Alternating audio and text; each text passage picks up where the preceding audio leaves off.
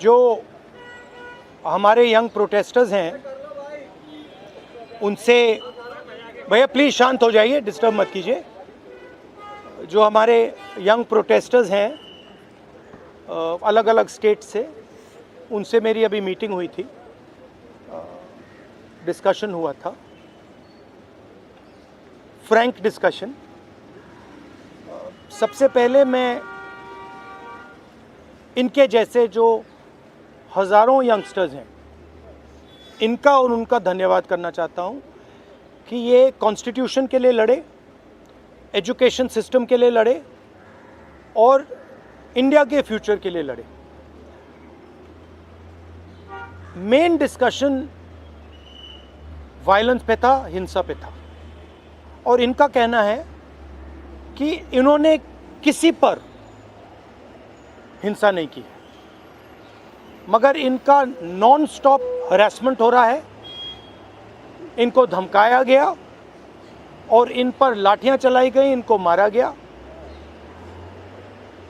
तो मैं चाहूँगा कि दो शब्द ये भी बोलें। बहुत अच्छा लगा क्योंकि मेन बात इन्होंने बोली कि देखिए, जब अन्याय होता है, चाहे किसी और पे भी अन्याय होता है, एज ए सिटीजन हमारी जिम्मेदारी है कि उस व्यक्ति को हम प्रोटेक्ट करें, उसकी रक्षा करें। और ये मुझे कॉन्स्टिट्यूशनल वैल्यू लगती है, नेशनलिस्ट वैल्यू लगती है। I am very proud of all of you. I am very proud of every single young person who has done this. You have done nothing wrong, and the question of accepting your apology does not arise. You do not have to apologize to anybody. You have not done anything wrong. I'd like to say two words in English. We had a freewheeling conversation with some of the young protesters. They mentioned to me how they were assaulted, beaten, threatened. I'm very proud of them. I'm very proud of what they have done, what thousands of young Indians like them have done. They have defended the Constitution. They have protected the idea of India. They have protected India's future.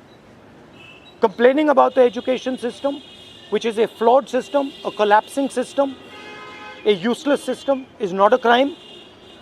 If anything, the system needs to be changed. It needs to be corrected. And that is all they were asking for. They were not doing violence. They were not being aggressive. They were not being nasty.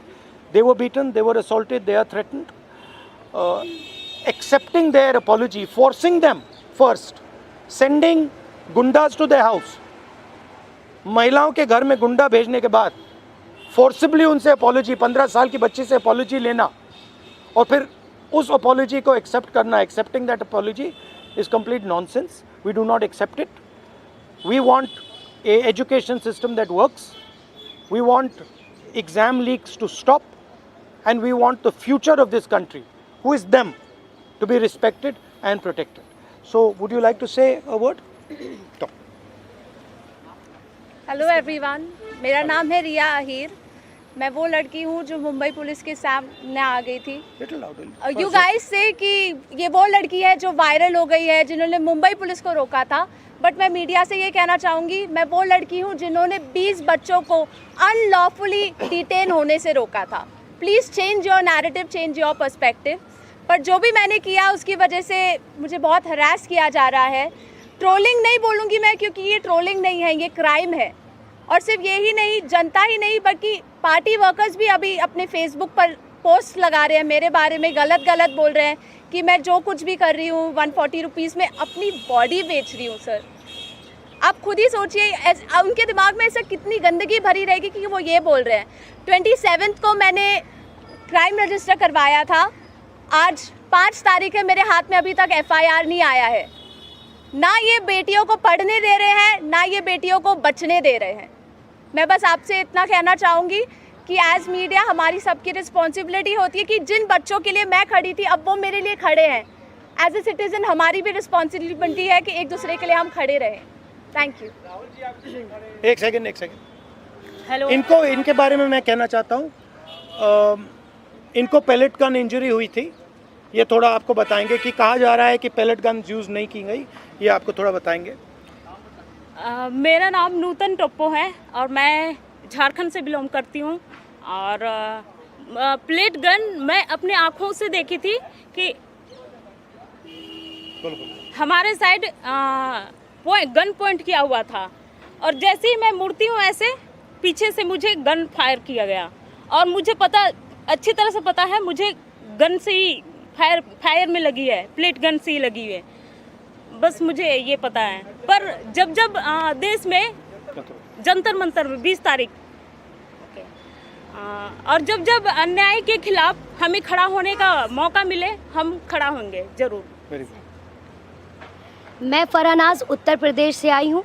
मैं as a graduation student हूँ, लेकिन हम जब 20 तारीख को जंतर मंतर पे एकदम peaceful होकर प्रोटेस्ट कर रहे थे, ये पुलिस के गुंडे बहुत बुरी तरीके से हमको मारे। इतने बुरा इंजर्ड करने के बाद में ये लोग हम लोगों पे ये बोलते हैं कि अगर आप कार्रवाई करोगे तो हम लोग भी डायरेक्ट कार्रवाई करेंगे। देन उसके बाद भी जब इनसे ये नहीं बना तो ये लोग कहने लगे, ये पुलिस का कहना था कि इनका नाम क्योंकि मुसलमान नाम से इन लोगों ने जज किया कि मैं फरहनाज, पहले इन्होंने मुझे मारने के बाद बस में बिठाया 3 घंटे तक लिटरली रखे और फिर उसके बाद बोलते हैं कि नाम क्या, मैंने कहा फरहनाज। इनकी लिस्ट अलग बनाई जाएगी क्योंकि ये लोग देशद्रोही हैं। तो सर अगर हम लोग शांति से प्रोटेस्ट कर रहे हैं क्या हम देशद्रोही हैं? क्योंकि हम लोग नॉर्मल लगा रहे थे वंदे भारत और भारत माता की जय, उसके बावजूद भी हम लोग को मारने के बाद देशद्रोही बोलते। तो ये इन्होंने हमारे साथ किया। उसके साथ साथ सोशल मीडिया पे लगातार आ रहा है कि अरे ये लोग सिर्फ देशद्रोही पना करने गए थे। तो मेरा यही कहना है कि अगर आप लोग इस तरीके से करते रहोगे लेकिन हम लोग बाज नहीं आएंगे, हम हक के लिए अपने देश के लिए हमेशा खड़े रहेंगे। जय हिंद, जय भारत। मेरा नाम भरत बानाइत है। मैं नागपुर से आया था जो जंतर मंतर के लिए प्रोटेस्ट किया था। उस प्रोटेस्ट में मैं 20 जून से था, पर 20 जुलाई को हुआ वाक़या तो हमने धर्मेंद्र प्रधान के लिए जो इस्तीफ़ा मांगा था, उस इस्तीफ़े के लिए इन्होंने इतना अत्याचार किया, इतनी बर्बरता कि शायद हमने अमित शाह का इस्तीफ़ा मांग लिया होता तो इन्होंने हम पे सीधा गोलियां चला दी होती, बॉर्डर बना दिया होता जंतर मंतर को। मुझे इस तरीके से लगता है क्योंकि हमने जो सहा है, मैंने खुद कई बच्चों को एम्बुलेंस में डाला जो ब्लीडिंग हो रही थी, उनसे ब्लीडिंग हो रही थी, मैंने उनको डाला तो सामने जाके उनको रोका गया था। उनको रोकने के बाद उनको फिर जिनके सर पे लगी थी उनके पैर तोड़े गए और जिनके पैर टूटे थे उनके सर फोड़े गए, हाथ तोड़े गए। मतलब इस तरीके का वाक़या हमने देखा और अभी तक ज़िंदगी में मैंने ये ऐसा दिन कभी मैंने अपने ज़िंदगी में नहीं देखा और ये मेरे ज़िंदगी का ब्लैक डे था और ये ज़िंदगी में किसी के नहीं आना चाहिए। इसलिए सबने एक साथ सब खड़े हुए और जैसे मुझे मारा गया तो लोग मुझे देख के आए, पर अभी हमें लगता है कि उस दिन अगर हम रुकते नहीं जंतर मंतर पे तो ये लोकतंत्र का आखिरी दिन होता। यही मैं कहना चाहता हूँ। धन्यवाद। हाय एवरीवन, मेरा नाम मुस्कान है। मैं ज़्यादा कुछ नहीं बोलूँगी, मैं बस इतना बताऊँगी that I was one of the peaceful protesters at Delhi Jantar Mantar. मेरा सवाल बस ये है कि जब मैं शांति से चल रही थी तो पुलिस ने मुझे मारा क्यों? आरएएफ ऑफिसर्स ने मेरे ऊपर लाठी क्यों बजाई? और जब ये साफ साफ रूल है कि आप थाई के ऊपर नहीं मार सकते हो और एक मेल ऑफिसर किसी लड़की को नहीं मार सकता, तो एक मेल आरएएफ ऑफिसर ने why did he try to jab a baton into my buttocks? मेरा बस इतना सा सवाल है। और अगर इसके लिए जिसको भी उसने ऑर्डर दिया था अगर वो आके मुझसे माफ़ी मांग ले तो मुझे भी बहुत खुशी मिल जाएगी। एंड सेकेंडली, क्योंकि मैंने बोला कि मेरा नाम मुस्कान है, मैं एडिशनली ये भी ऐड करना चाहूँगी कि सर ने मेरी शर्मा है और ये मैं इसीलिए बता रही हूँ क्योंकि आजकल हर कोई मान के बैठा है कि मैं मुस्लिम हूँ और इसीलिए मुझे और ज़्यादा गालियाँ मिल रही हैं। And that does not tell anything about me but that tells a lot about the narrative जो इस कंट्री में अभी सेट हो रहा है कि अगर इसने सरकार के खिलाफ बोल दिया तो ये तो मुस्लिम है, और जैसे ही आप किसी को मुस्लिम बना देते हो समहाउ वो अपने आप ही एंटी नेशनल कैसे बन रहा है। तो हम इस नैरेटिव को बहुत ज़्यादा आजकल फॉलो कर रहे हैं और ये जितनी भी ट्रोलिंग आजकल हो रही है इंटरनेट पे, जितना भी हरासमेंट हम लोग फेस कर रहे हैं, ये इस कंट्री का नैरेटिव बताता है बहुत साफ साफ। थैंक्स।